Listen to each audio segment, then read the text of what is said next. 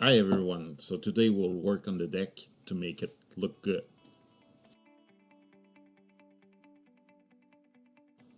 First thing to do is to move the deck away from the house, and then we burn everywhere the deck on top, on bottom, and on the sides to prevent decay, rot, and insect damage in the future.